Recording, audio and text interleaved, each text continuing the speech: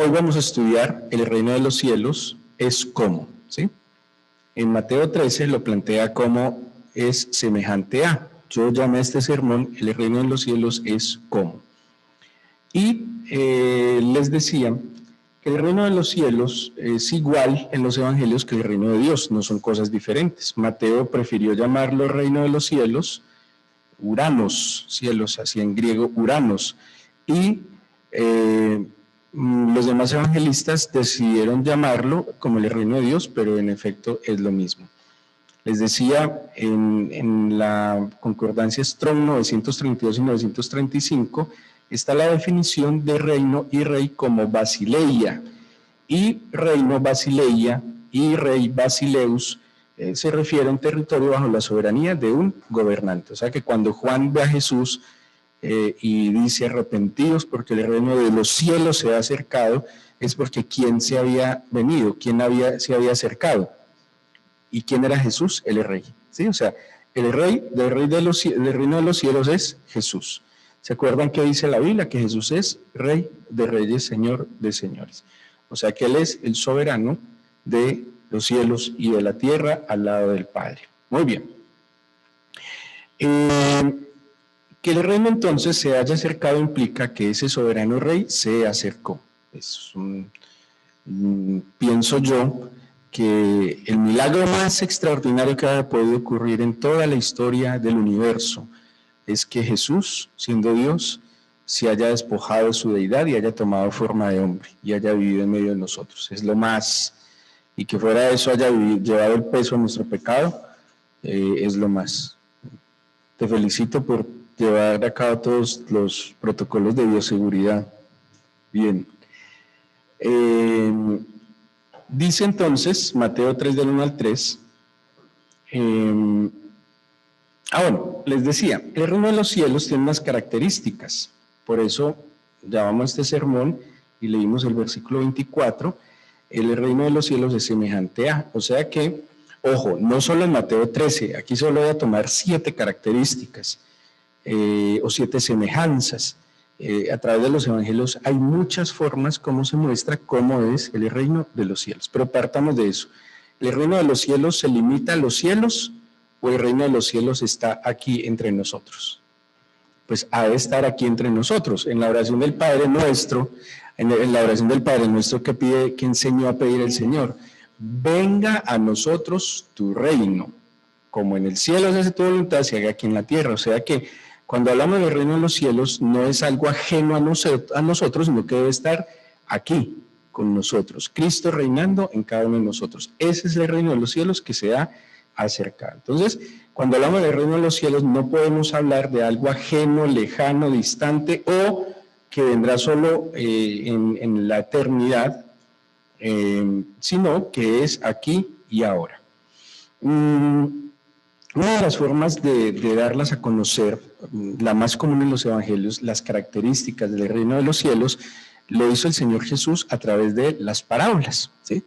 De hecho, ustedes van a encontrar en Lucas, en Mateo, en Juan no tanto, pero sobre todo Mateo, en Lucas, un poco en Marcos, que va a decir, y le refirió una parábola diciendo el reino de los cielos es semejante a. O sea, que las parábolas son un método pedagógico a través del cual el Señor enseñó las características de ¿qué?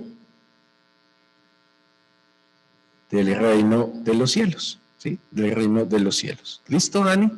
Ok, o sea que a través de las parábolas son un método pedagógico que el Señor utilizó para la enseñanza de las características del reino de los cielos, ¿sí?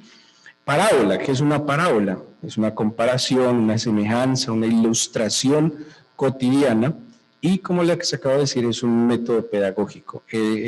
William Barclay dice que no se limita a una simple alegoría, que la parábola no es una simple alegoría. De hecho, si tomáramos etimológicamente parábola, es algo paralelo, ¿sí? Para, el prefijo para del griego, por ejemplo, cuando uno decía paramilitar, era algo paralelo a los militares, ¿sí? ¿Cómo? O sea, algo paralelo, que va a la par. A la par. Entonces, parábola es una historia, un cuento, una ilustración que va paralelo a una verdad, ¿sí? a una enseñanza, esa es la idea. Ahora, al principio del ministerio de Jesús, ¿dónde enseñaba él?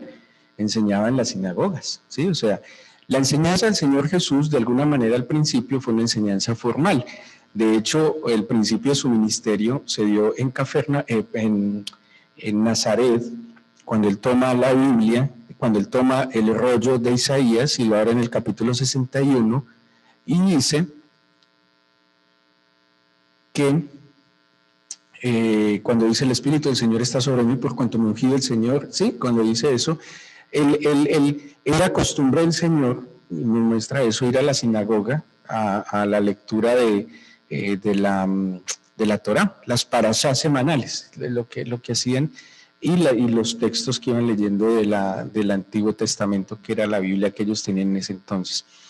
Pero, ¿qué pasó con la enseñanza de Jesús en las sinagogas? ¿Y a quién le enseñaba Jesús en las sinagogas? Le enseñaba generalmente a los religiosos. O sea, no crean que todos los judíos iban a las sinagogas. Les pregunto, ¿todos los cristianos van a las iglesias? Para nada.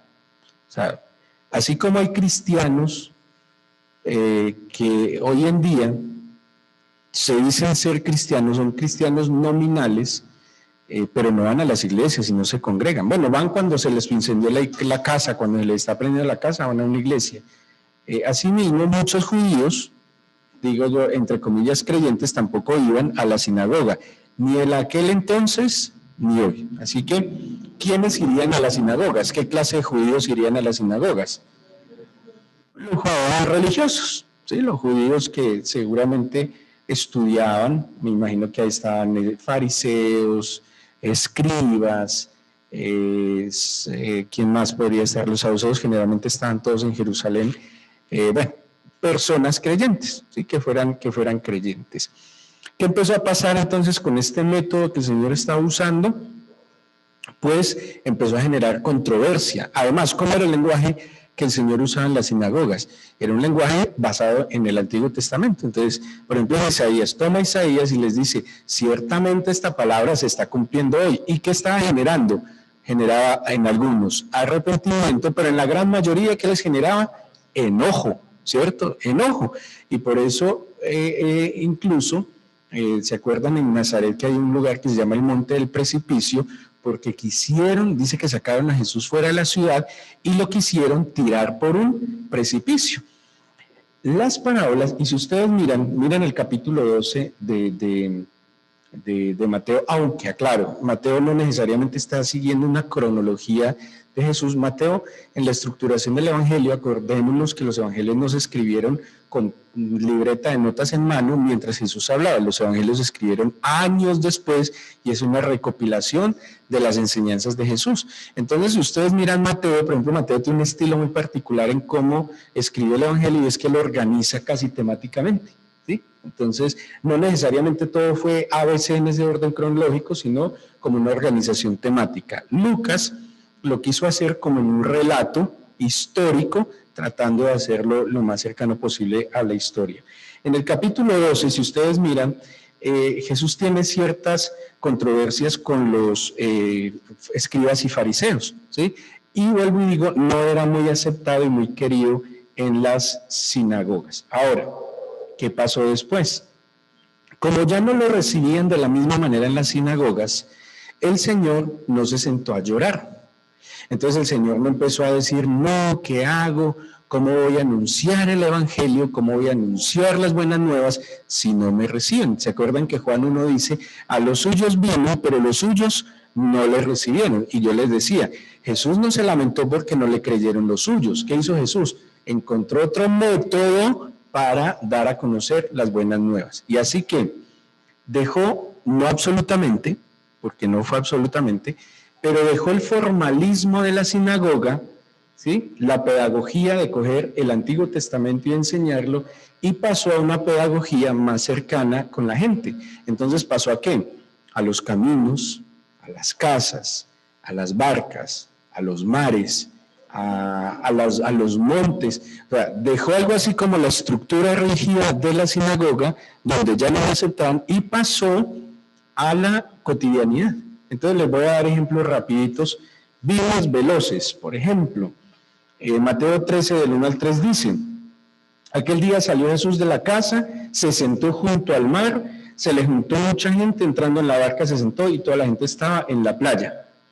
¿Sí? Entonces, ¿a dónde se fue? Junto al mar. Dejó la sinagoga. O sea, él no pensó que solo en la sinagoga se podía enseñar la palabra del Señor, ¿sí?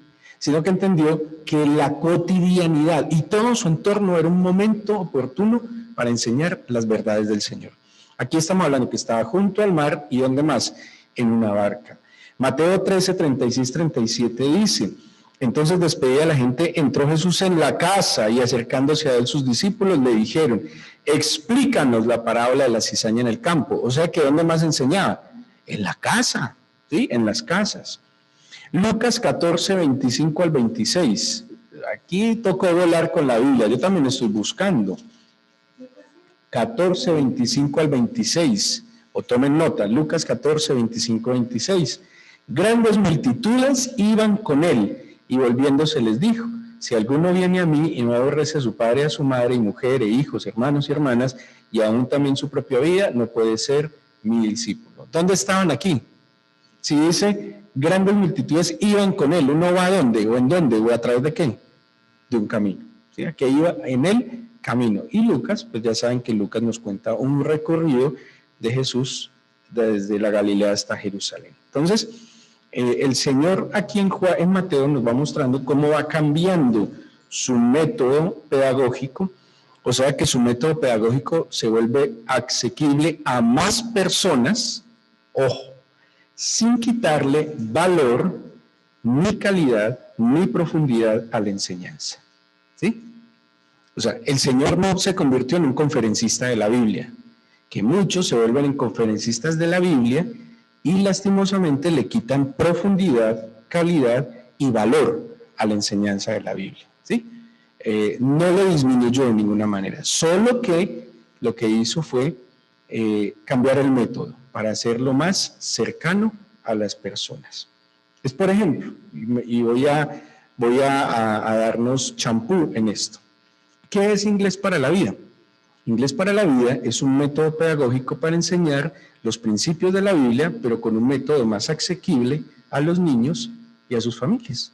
Pero no quiere decir que no tenga la calidad y la ¿qué más dije? Y el valor y la profundidad que tiene la enseñanza de la Biblia. ¿Sí? Es hacerlo de una manera asequible, acompañado de un servicio, que fue lo que Jesús empezó a hacer. Muy bien, Mateo 13, 10 al 17, por ejemplo. Las parábolas, si yo le dijera qué son las parábolas, eran un cuento, ¿sí? Eran un cuento. Y el hecho que fueran un cuento no le quitaba, ¿qué dije? Ni seriedad, ni profundidad, ni valor a la enseñanza. Mire lo que dice, por ejemplo, Mateo 13, el estudio va a ser sobre Mateo 13. Mateo 13, 10 al 17, dice así. Acercándose los discípulos le dijeron: ¿por qué les hablas por parábolas? Él contestó y les dijo: porque a vosotros os es dado saber los misterios del reino de los cielos, más a ellos no les es dado. Bueno, eso es un texto un poco fuerte y espero que lo pueda transmitir adecuadamente. Presten atención. Y él les contestó: a vosotros os es dado saber los misterios del reino de los cielos, mas a ellos no les es dado. ¿A quiénes? A los discípulos, no a los seguidores. Dice, a los discípulos les es dado. A los que están aquí por el pan, por la conveniencia, no, lastimosamente los ojitos y los oídos están tapados.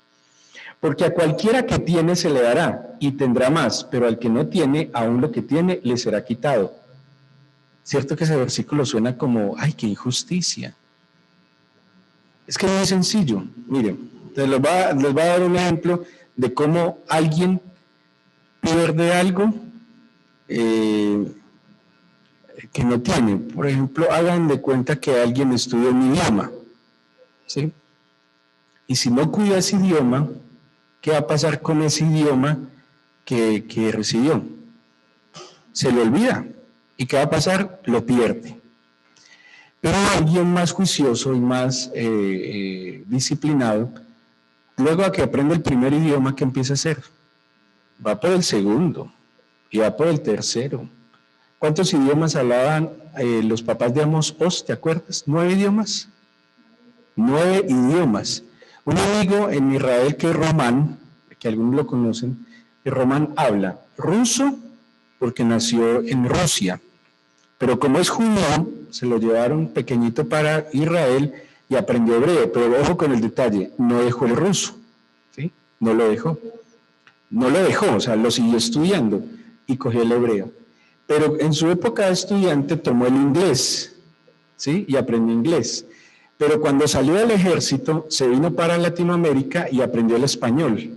Y hoy en día puede ser guía en hebreo, en ruso, en inglés o en español. A propósito, los 4 idiomas no tienen nada que ver entre ellos. Una cosa es cuando uno aprende, digamos, español, portugués, italiano, que todos son como parecidos, o hebreo, árabe y no sé qué, farsi, se me ocurre, no sé.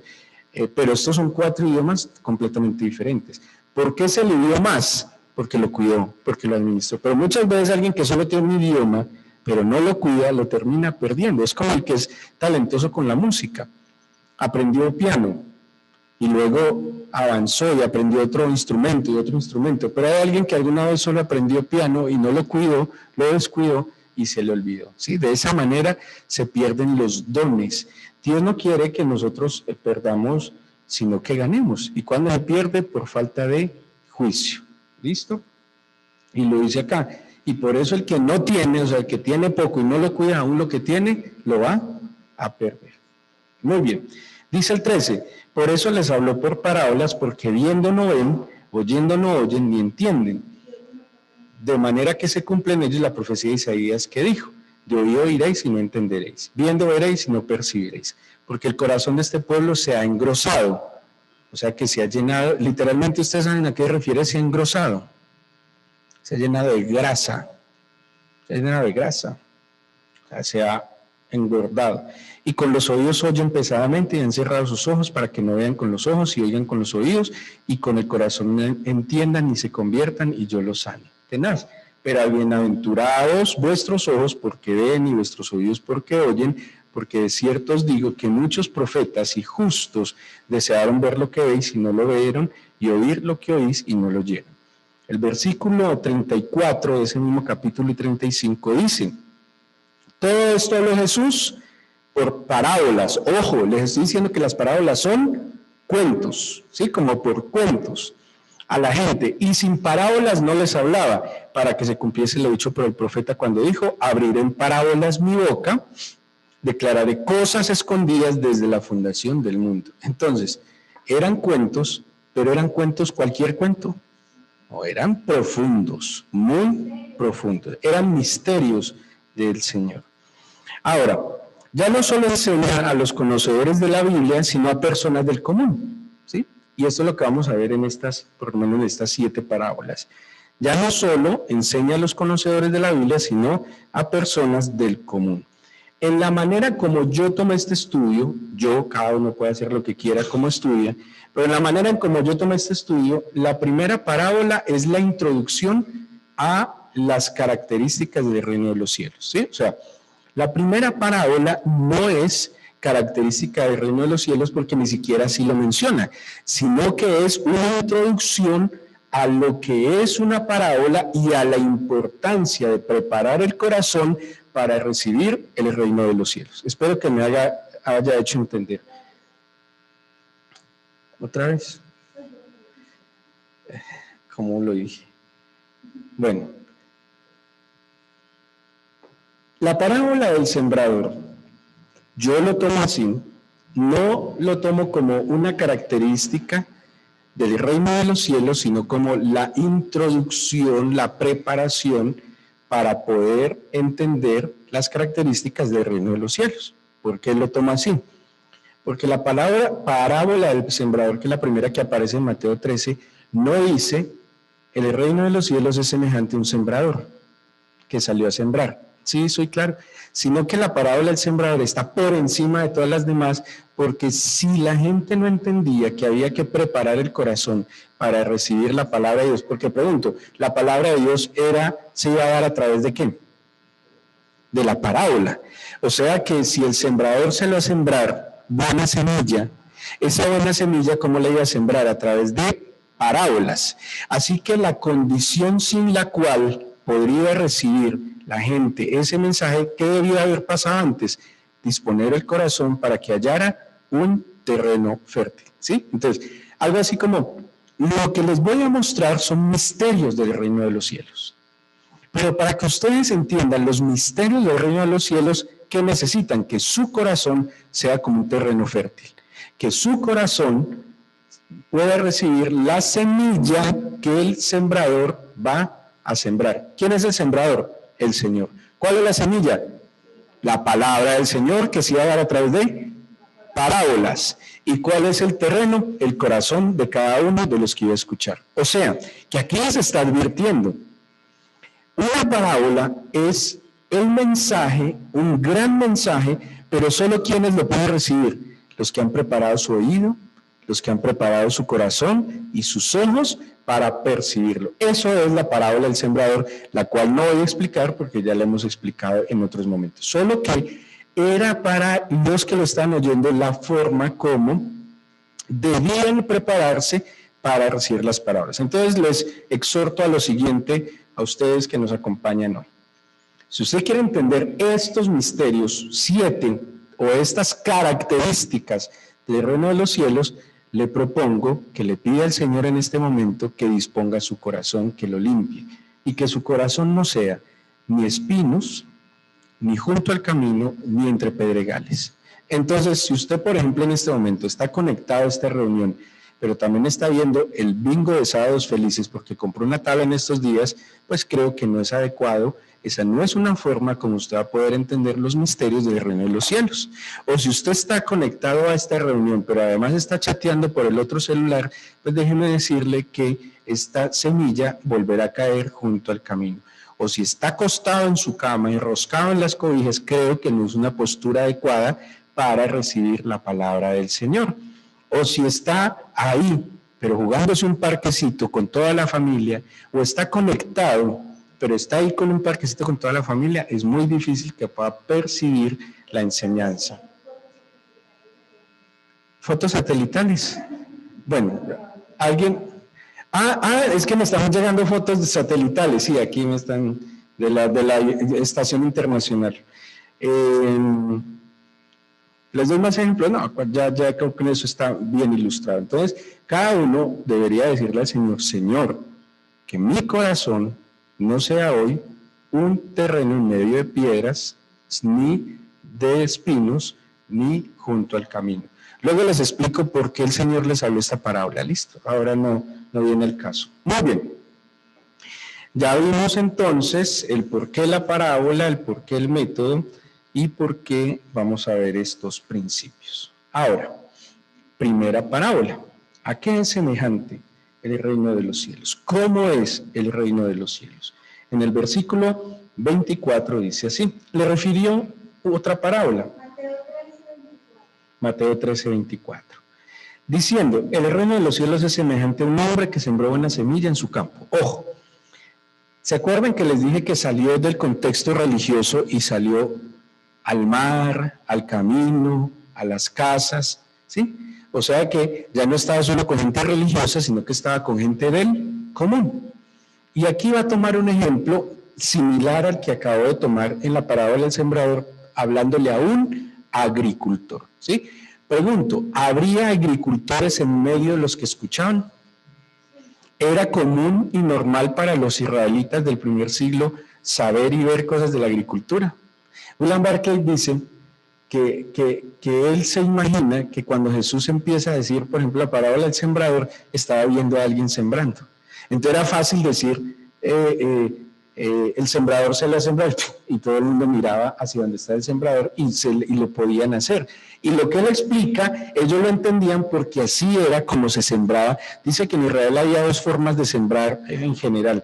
Unas el más trabajador salía y él mismo tiraba la semilla al campo.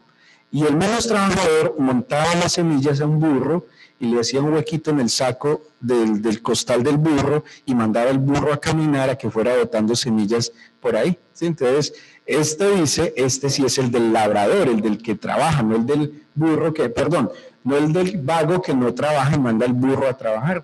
Esas eran como las dos formas en que sembraba. Entonces, que es muy posible que Jesús hablando, él viera lo que estaba pasando. En este caso, sigue hablando de un agricultor y de un producto común en la Galilea, más bien en Israel de ese entonces, y era la siembra del trigo. Y dice, es como un hombre, ojo todo lo que implica el reino de los cielos, es como un hombre que sembró una buena semilla en su campo, pero mientras dormían los hombres, vino su enemigo y sembró cizaña entre el trigo y se fue. Y cuando salió la hierba y dio fruto, entonces apareció también la cizaña. Vinieron entonces los siervos del padre de familia y le dijeron, Señor, ¿no sembraste buena semilla en tu campo? ¿De dónde pues tienes cizaña? Él les dijo, un enemigo ha hecho esto. Y los siervos le dijeron, ¿quieres que vayamos y le arranquemos? Y él les dijo, no, no sea que al arrancar la cizaña arranquéis también con ella el trigo. Dejad crecer juntamente lo uno y lo otro hasta la siega. Y al tiempo de la siega, yo diré a los segadores, recoged primero la cizaña y atadla en manojos para quemarla, pero recoged el trigo en mi granero. Esto es impresionante, porque como lo dice la Biblia, muchos estuvieron en medio de nosotros, pero no fueron de nosotros. ¿Sí? ¿Quién puede ver el corazón del hombre? Solo Dios. Y según esto, la Biblia admite que en la iglesia del Señor haya trigo y haya cizaña. ¿Cuándo se puede distinguir si era trigo o cizaña? Al final. O sea, ya crecida, no había manera. La cizaña tiene una particularidad, es que es muy parecida al trigo, muy parecida, pero hay un peligro de la cizaña. ¿Y sabe cuál era el peligro de la cizaña? Que se enredaba con el trigo. Entonces, por eso dice, si usted pretende arrancar la cizaña, ¿qué puede pasar? Arranca el trigo. Entonces, en esto, en el reino de los cielos, ¿qué se admite? Que lo más posible es que se viva en medio de la cizaña. ¿Qué tiene que cuidarse el creyente? Que sea trigo y no que sea cizaña. ¿Sí? La cizaña es, el peligro de la cizaña es que es parecido al trigo. Imagínense que la cizaña, pero póngale cuidado, algo muy peligroso de la cizaña. El fruto de la cizaña varía el trigo en un color, el tono del color es diferente, pero la cizaña tiene un efecto tóxico. ¿Sí? O sea, el fruto de la cizaña es tóxico. Puede generar una alergia como una simple, ¿cómo es que se dice? No, pero otra palabra más adecuada. Picazón, ¿sí? Como cierta picazón, pero incluso la cizaña podía generar ceguera. ¿Sí? No era tóxica al punto de matar, pero era tóxica al punto de hacerle daño a las personas. Por eso había que separarla. Y la cizaña había que quemarla. ¿Sabe qué está plantando aquí la Biblia? Que en el reino de los cielos hay buen trigo, pero también hay uno parecido al trigo que no es trigo. Y solo cuando crezca y al final será manifiesto. Ábrele el micrófono a la mamá y sin cerrar no hay problema. Tú estás como Claudia, ¿cierto? O ábrele tú, mi amor.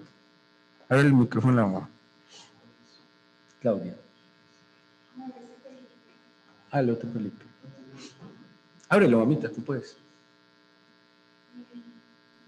No, nosotros.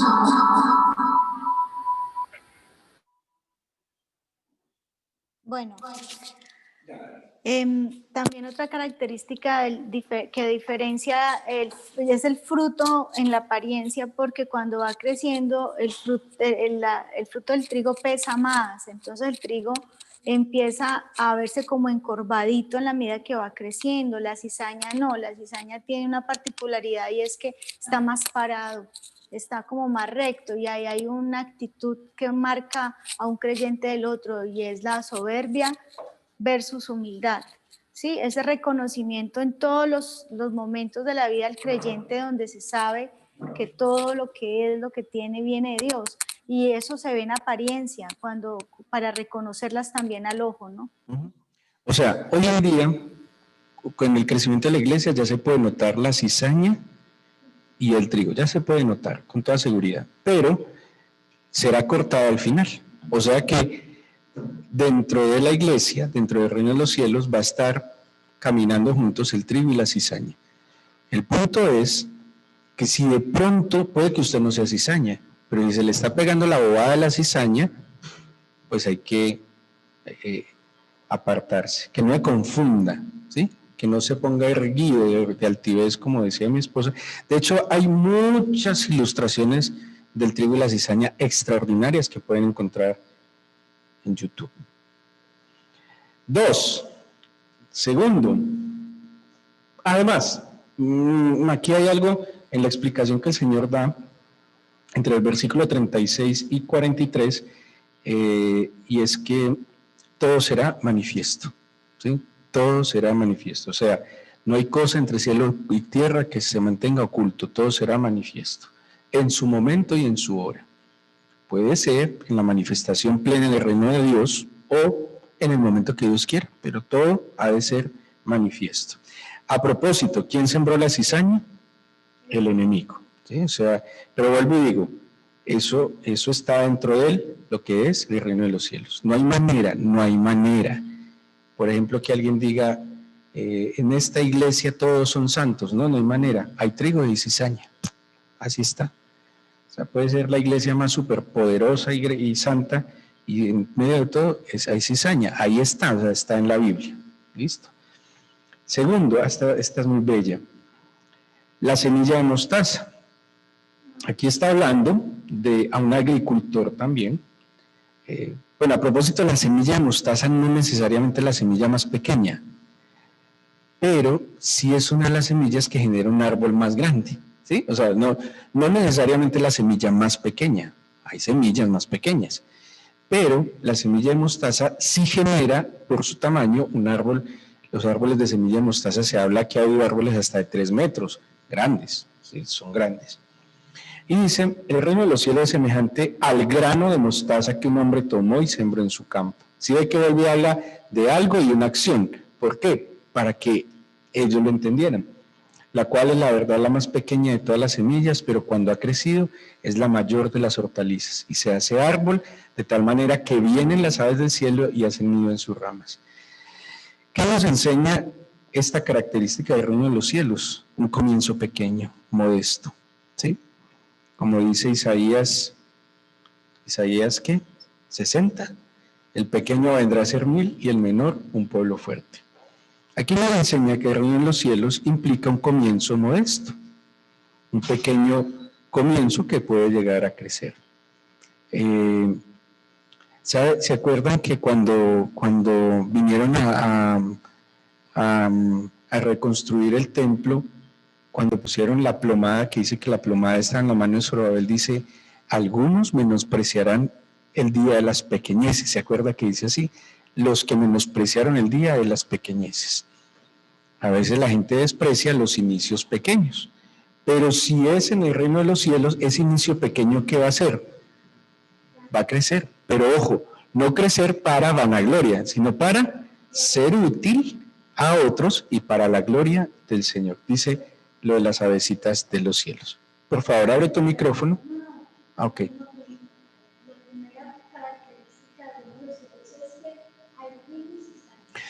Sí, la primera característica que nos da aquí Mateo 13 del reino de los cielos es que en el reino de los cielos no solo hay trigo, hay cizaña, y que tal vez es difícil percibirlo hasta tiempo después.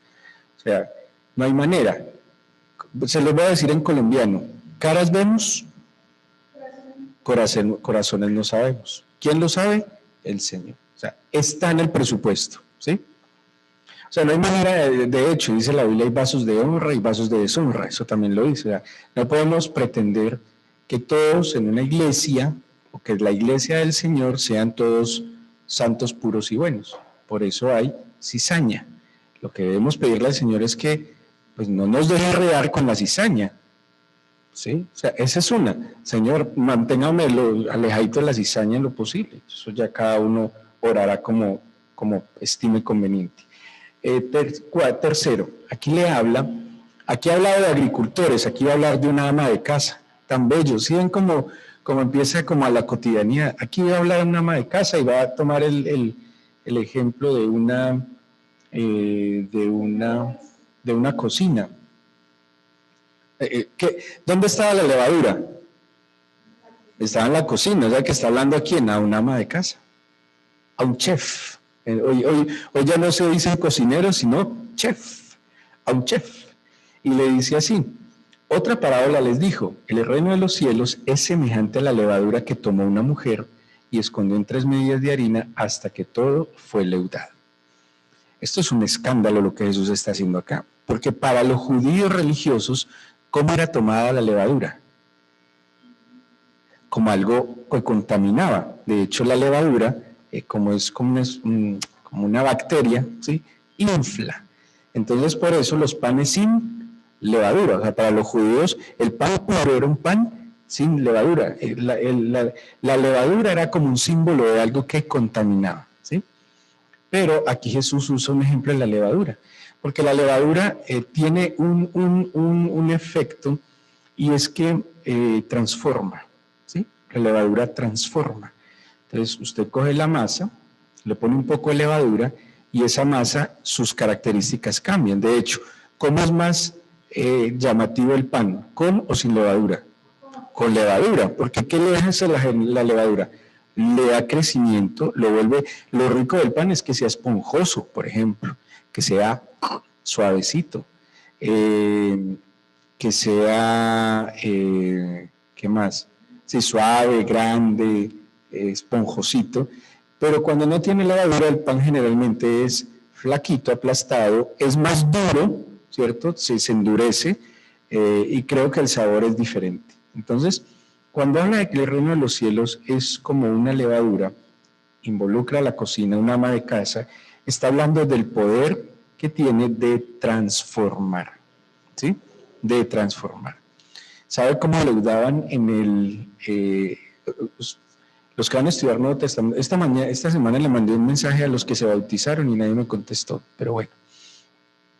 En el Nuevo Testamento, los que van a estudiar este año Nuevo Testamento, al principio explicamos todo el contexto del Nuevo Testamento y hablamos de la sociedad judía en la época de Jesús. El pueblo en sí era un pueblo pobre. Entonces, ¿sabe cómo leudaban? Ellos tenían esta masa, que generalmente eran porciones como dice ahí, en 3 partes. Entonces, cuando esta se leudaba, cogían un poquito de esta masa y de acá la usaban como la levadura tiene esa particularidad de multiplicarse. Es como los bacilos que se usaban para hacer el yogur. Entonces, si no tenían para comprar más levadura, tomaban la masa leudada. Y esa masa leudada la utilizaban para seguir haciendo el pan. En aquel entonces no existían las panaderías, ¿sí? ¿Dónde se hacía el pan? En la casa. Entonces era muy importante, hacía parte de la dieta fundamental el pan. Y como muchos eran pobres, no tenían cómo comprar levadura constantemente, lo que hacían era que compraban pan y esa masita la iban utilizando para que se multiplicara. ¿Qué hace el reino de los cielos? Transforma. Y hay 4 tipos de personas que transformó más revolucionariamente la venida de Jesús. 1, transformó la vida de las mujeres. El valor que Jesús le dio a las mujeres es extraordinario. Y aunque muchos intentaron en la Escritura tergiversar la postura del Señor frente a la mujer, es inevitable. Jesús le dio un valor incuestionable a la mujer. Yo soy de los que creo que entre los 12 apóstoles había una mujer, o eran 13. Me pueden apedrear por esto los teólogos machistas, pero yo creo que ahí está doña María Magdalena, tal vez, por lo menos sí en los discípulos cercanos, de pronto incluso en medio de los 12, solo que ellos no lo podrían aceptar, era una cultura tan machista que era un escándalo, pero mi Señor Jesús sin duda alguna transformó la vida de las mujeres y la posición de las mujeres en la sociedad. 1. 2, la vida de quién más, de los pobres y menesterosos. Si hubo alguien que llegó a transformar la vida de los pobres menesteros, literalmente, porque ¿qué les dio? Comida, pan, los sanó, Claro, lo sanó. Es que los servicios médicos, los médicos eran un lujo, y él sanó leprosos, ciegos, personas que estaban desahuciadas en su enfermedad, la sanó. Ahí metemos mujeres y el otro grupo, necesitados, menesterosos, enfermos, pobres. Tercero, los ancianos, ¿sí? Los ancianos. Y cuarto, ¿quién? ¿Quién se imaginan? Los niños. Claro, mi amor, pero los huérfanos estarían dentro de los niños, pero también dentro de los necesitados y pobres, ¿sí? Y pobres, ahí estaban. Pero mire cómo el Señor vino a transformar, por eso el reino de los cielos es como la masa que se leuda y transforma, como la levadura que transforma. Cuarto, ese era el cuarto, ¿sí? No, cuarto. Versículo 44. Sí, yo estoy hablando de características o misterios del reino de los cielos. El primero, el hombre que sembró buena semilla, trigo y cizaña. El segundo, la de mostaza. El tercero, la levadura. Y el cuarto, está en el versículo 44.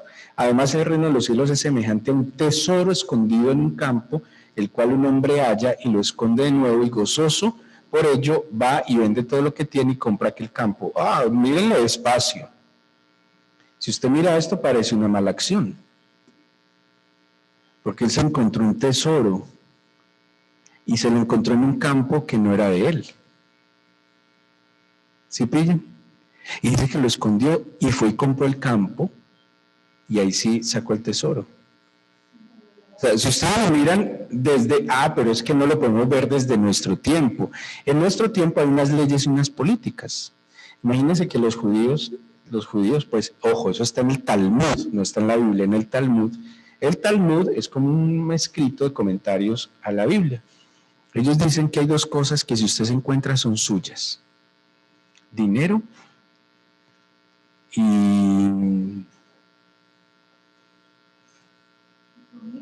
y comida. Gracias, mi amor. Comida. Entonces, por ejemplo, usted va y se encuentra un mango, un aguacate, una naranja, eso es suyo.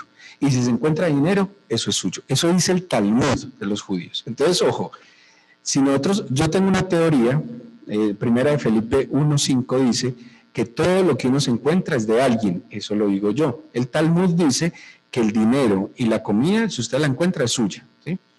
Yo digo que todo es de alguien. Obviamente, si yo voy en la calle, claro que yo, por ejemplo, una vez en Israel, miren esta. Alguien en Israel, una peregrina, se encontró unos billetes, un fajo de billetes, y era un fajo de billetes de yuanes, pues, o sea, de la moneda china. Entonces me dice, don Felipe, mire, me encontré estos billetes, y era platica, y si son yuanes, los yuanes son poderosos. Y cuando yo miro los billetes y levanto mis ojos y veo unos ojirrasgados a unos 20 metros, conclusión, ¿eso es de alguien o no? Yo no puedo simplemente decir, no, guardémoslos, demos el diezmo y gloria a Dios. Yo me fui parando la China y en mi versado mandarín, o sea, la China, la guía china, ¿sí? La guía de los chinos, del grupo de los chinos que está ahí. Bueno, yo creo que eran chinos, ¿sí? Los chinos les encanta últimamente ir a Israel. Bueno, les encanta ir a todo el mundo porque tienen mucha plata. Y cuando le dijimos a la guía de los chinos, ellos, por ejemplo, nosotros en las guianzas nuestras somos a viva voz. No, los chinos son con tecnología, cada uno con sus audífonos inalámbricos. Entonces la china dice, y claro, allá apareció la viejita, sí, son míos, gracias, muchas gracias, pero era de alguien, y era dinero, pero era de alguien. Pero para los judíos era normal que si se encontraban algo, o sea, inclusive hay algo en el derecho romano, no me acuerdo exactamente, que era permitido, ¿sí? A propósito, no existían bancos, quiero explicarle eso, no existían bancos. ¿Dónde era seguro guardar la plata? En la tierra. Sí, en la tierra era lo más seguro. Además, constantemente había batallas, entonces usted, cuando venía una batalla, enterraba el tesoro, tenía que huir porque venía una batalla y usted pensaba, luego vuelvo y desentierro mi tesoro. Entonces había gente que se dedicaba ¿a qué? A buscar tesoros, ¿sí? Nosotros lo llamamos huacas, lo que hacían también los indígenas. Pero era normal, no estaba mal, que si yo encontraba un terreno y había un tesoro, esa persona que enterró el tesoro era posible que hubiera muerto y que no hubiera podido volver por él. Sí. Lo que hace este señor es legalizarlo, ¿sí? O sea, formalizar algo que se encontró. Porque o sea, sí, exacto. Pues digo, nosotros lo podemos ver mal desde 2000 años después en Colombia, pero si usted lo ve desde ese tiempo, en ese contexto, lo hizo fue bien. Porque él pudo haber, de hecho, ojo, ¿cómo hubiera sido correcto? Lo encuentra y se lo lleva, ¿sí? Pero él lo encontró, lo enterró, formalizó y ahí sí ya era él. Pero ojo con esto, ¿quién era ese señor? ¿Un vago? ¿Un cazahuacas? Lo más seguro es que fuera un jornalero que estaba trabajando. Ok. ¿Ese señor cree que era un cazarrecompensas, un huaquero, o era un jornalero? Lo más seguro, y muchos comentaristas dicen, es que fuera un jornalero. ¿Qué pasó? No se escucha. No, ya se escucha, pero el pedazo que dijiste, ¿quién era? Un jornalero. Este señor que encontró el tesoro era seguramente un jornalero. Estaba trabajando. Y trabajando, ¿qué hizo? Alguien que nos confirme si se escucha o no.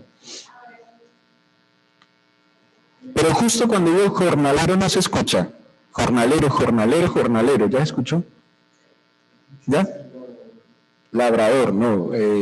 No, porque no era un simple labrador de labrar la tierra, sino un jornalero. El jornalero no necesariamente hacía labranza, era alguien que trabajaba por el jornal al día, entonces eran oficios varios. Es más, ¿saben qué podía estar haciendo este hombre? Cavando un pozo. Y cavando un pozo encontró el tesoro. Es más, un tesoro no iba a estar ahí simplemente encimita donde uno va a meter la semilla, tenía que ser más. Entonces, pues le digo, no les está hablando un simple labrador, sino a un jornalero. Muy bien. ¿Pero qué hizo él? ¿Qué hizo?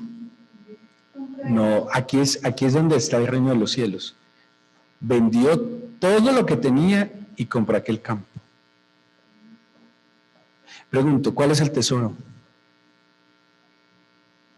Se lo voy a leer para que lo entiendan a la luz de alguien que hizo esto. ¿Alguien hizo esto? Dice así.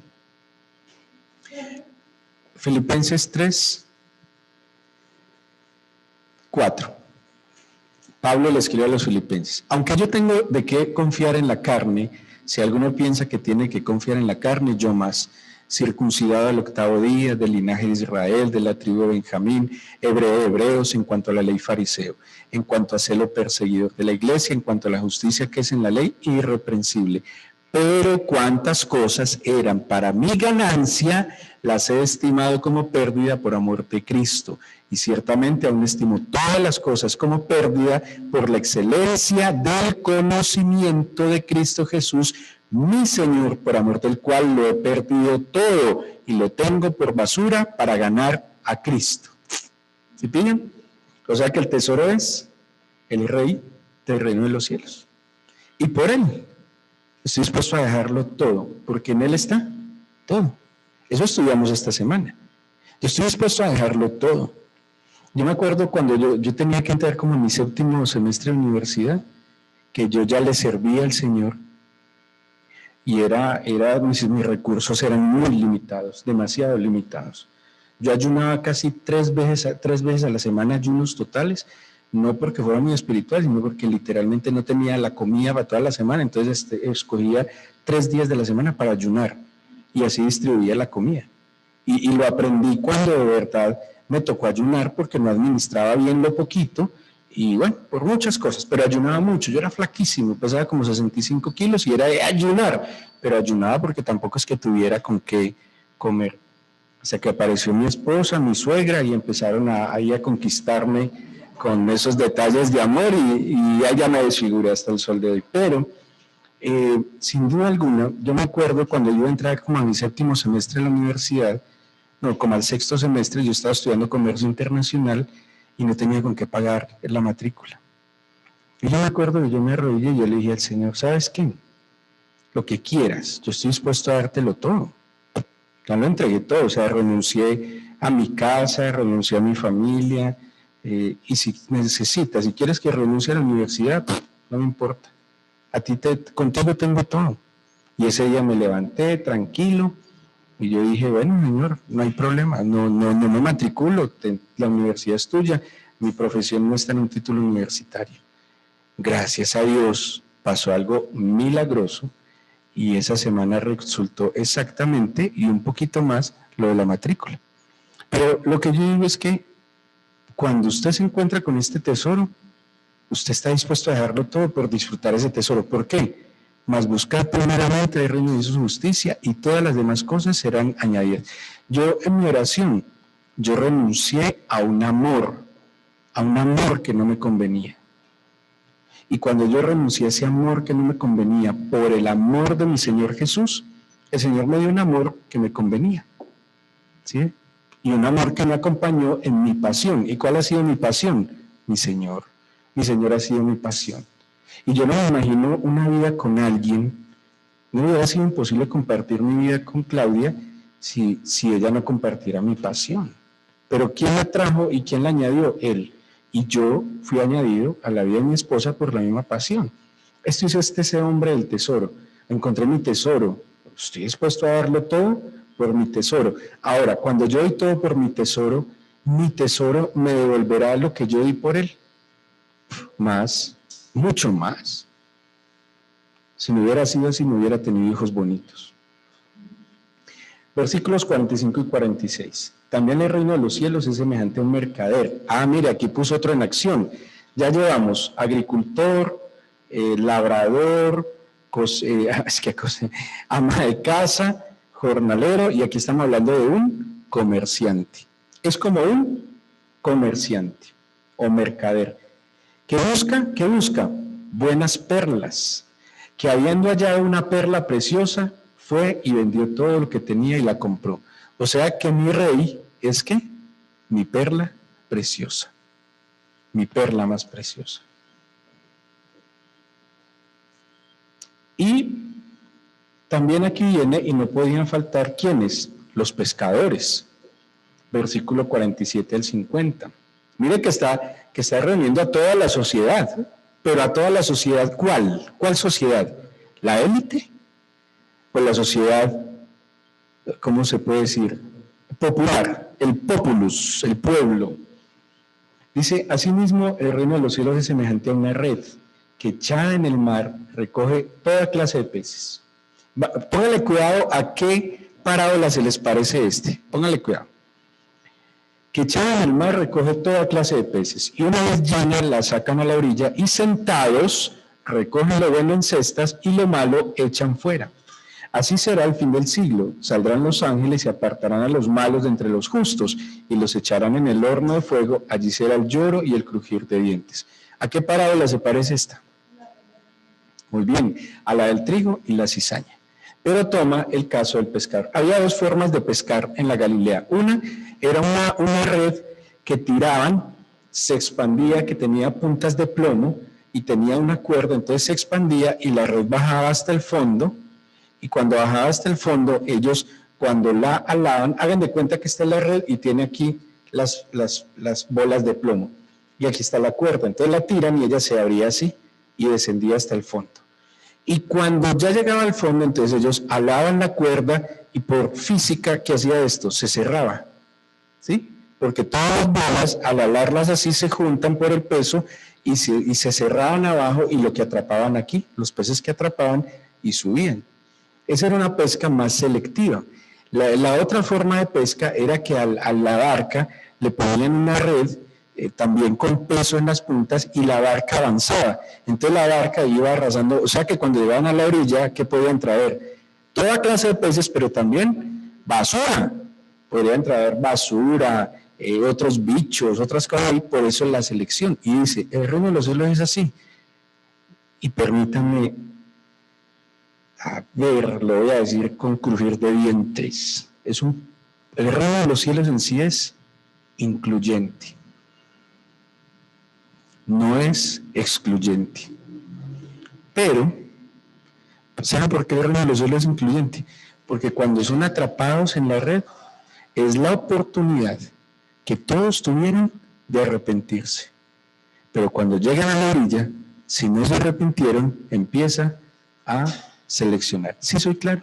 O sea que no hay manera de poner un aviso y un filtro en una iglesia que diga, aquí solo se reciben los santos. Aquí se reciben todos. Los que quieran incluso ser santos y los que no quieran ser santos. Todos. Todos van a tener la oportunidad porque todos van a recibir el mensaje. ¿De qué? De salvarse. Pero ya cada uno al final del siglo se dará cuenta si sí se convirtió, si aceptó la oportunidad o no la aceptó. Pero el reino de los cielos es incluyente. Ojo, ¿incluyente hasta cuándo? Hasta el fin, ¿sí? O sea, hasta que llegue a la orilla. O sea, que hubo la oportunidad, sí la hay. Ya, o sea, ¿qué quiere decir? Al reino de los cielos pueden entrar personas que hayan sido, de todo, no voy a dar detalles, lo que sea. Si se arrepienten, sí. No quiere decir que al reino de los cielos solo entran curas, pastores, sacerdotes, ricos, estudiosos, poderosos. Puede estar todo tipo de personas. ¿Cuál es la única condición sin la cual se puede entrar al reino de los cielos? ¿Cuál? Arrepiéntase de sus pecados. Arrepentimiento. Muy bien. Y la séptima, miren, hablando de cosas misteriosas, salieron 7 parábolas características del reino de los cielos. Y la séptima dice, habla del padre de familia. Jesús les dijo, ¿habéis entendido estas cosas? Mire, aquí hay tantos detalles que cuando tengamos la oportunidad los vemos. Hay muchos detalles que por el tiempo se me quedan en el aire. Por ejemplo, léalo usted en su casa con detalle e identifique en qué momentos, qué parábolas, que es un detalle no menor, qué parábolas se las enseñó solo a los discípulos y qué parábolas estaban con los demás. Que eso nos deja ver Mateo 13. Es importante y no es un detalle menor, pero ahora el tiempo no me va a permitir hacerlo. Ustedes háganlo en su casa para terminar las 7 parábolas. Y esta habla del padre de familia. Y dice el versículo 51, Jesús les dijo, ¿habéis entendido todas estas cosas? Y ellos respondieron, sí, Señor. ¿Quiénes entendieron? ¿Quiénes creen que entendieron? Los discípulos. Él les dijo, por eso todo escriba docto en el reino de los cielos es semejante a un padre de familia que saca de su tesoro cosas nuevas y cosas viejas. Esto es bellísimo. En el contexto, mira que hay que entender, un contexto real para poderlo interpretar adecuadamente. Un escriba, ¿en qué se basaba el escriba? ¿En cosas viejas o nuevas? Viejas. O sea, el Antiguo Testamento, porque él copiaba el Antiguo Testamento. Por eso el escriba se volvía docto en las escrituras. ¿Por qué? Porque las escribía, ¿sí? Y como las escribía tanto y tantas veces las copiaba, pues las aprendía. Y con ese conocimiento juzgaba. Ahora, en el reino de los cielos, un escriba docto se queda con lo antiguo, pero también con lo nuevo. Y lo nuevo estaba en Jesús. Ojo, ahora démosle una enseñanza. Interpretemos. Quiere decir, pregunto, ¿Jesús desechó lo antiguo de los escribas o qué está diciendo acá? No. En el reino de los cielos vale lo antiguo, pero también vale lo nuevo. Mire, el Señor no quiere, que esas son las cosas tontas que me pasaron a mí por ignorante tantos años, de haber dejado cosas buenas que yo tenía en mi pasado y que hubieran sido útiles en el camino del Señor. Si usted era un buen vendedor, ¿por qué cuando se convierte al Señor dejó de ser un buen vendedor? Evangelizar no es vender. Evangelizar es vender, es entregar un producto. Si usted era bueno en la oratoria, cuando estaba lejos del reino de los cielos, ¿por qué no usa eso antiguo, ahora renovado por el Señor, para su gloria? ¿Sí? Algo así como, yo tengo un apunte acá, toma sus cosas viejas, saberes, experiencias, recursos y ahora los usa para la gloria del Señor. La mamá va a abrir el micrófono. No, ya, habla. Es irse en contra del reino de los cielos, anular el Antiguo Testamento. Dentro de los comentarios me voy a reservar quién hizo este comentario, que era que para los creyentes, las nuevas generaciones de los creyentes, no era bueno el Antiguo Testamento porque no aplicaba. Entonces, esto es completamente anti reino de los cielos. 1, 2, ya como creyente, que yo piense que como se me dificulta el Antiguo Testamento, no lo voy a leer, no lo voy a estudiar, y de ahí el reto de que nosotros como creyentes deberíamos empezar entendiendo todo el contexto del Antiguo Testamento. Siempre nos tiran, bueno, vamos con el Nuevo Testamento, pero yo no, el reino de los cielos me está diciendo que es lo viejo y lo nuevo, son las dos. Además dice que si el que creyere, cuando dijo Jesucristo, el que cree en mí, como dice la Escritura, dentro de ese contexto histórico no existía el Nuevo Testamento. En Juan 5:37 que dice escudriñar las Escrituras. Porque ellas dan testimonio de mí. Luego, las Escrituras para Jesús no incluía ni Marcos ni Lucas porque no existía. Esto fue posterior, casi 2 años. Los evangelios, después de Jesús. 40. Desde 30 años en adelante empezaron la escritura de los evangelios. O sea, como 20 años después. Y claro, ojo, no desechar, y yo personalmente les digo, yo me fío más del Antiguo Testamento incluso. Yo me fío más del Antiguo Testamento. Mucho más. Me parece más fiable. ¿Sí? Mucho más fiable. Bueno, ¿qué más se queda esto? Entonces, en el reino de los cielos, lo antiguo no se desecha, sino que en la nueva vida se le da un mejor uso. ¿Listo? Entonces, por ejemplo, a los que les gustaba discotequear, mantener en discotecas y son buenos para el baile, alabe al Señor. O monte una coreografía para alabar al Señor, o haga algo que glorifique al Señor, ¿sí? Un alabatón, una alaboteca, lo que quiera. Que tocaba un instrumento y estaba, mire Pablo Olivares, el testimonio de Pablo Olivares es extraordinario. Era un rockero diabólico y ahora es un cantante de música gospel y Dios lo usa bastante. No dije, si usted pintaba, y bueno, hay gente que pintaba y se deprimía, entonces pintaba, se fumaba un bareto, ponía música depresiva y empezaba a inspirarse a pintar. Bueno, ahora deje el bareto, la música depresiva, alabe al Señor y siga pintando. Glorifique al Señor a través del arte, ¿sí?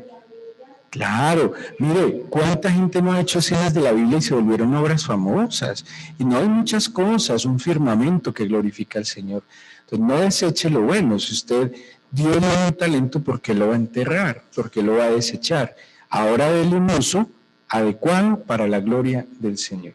Aquí tenemos entonces, queridos amigos, Mateo 13, estudienlo, léanlo, mañana inviertan el tiempo, repásenlo en la semejanza, o más bien en las características que tiene el reino de los cielos. No solo está en Mateo 13, en otros pasajes de Mateo, en Lucas, en Marcos, pero aquí tenemos estas 7 características que el Señor nos enseña en la cotidianidad, en la agricultura, en la pesca, en la cocina, en el trabajo diario, en el comercio, bueno, y en todo, y en la familia también, el padre de familia. Yo pensaba, un padre de familia, ustedes se han notado que los papás suelen contar muchas cosas del pasado, pero un papá no instruye bien a sus hijos solo con cosas del pasado.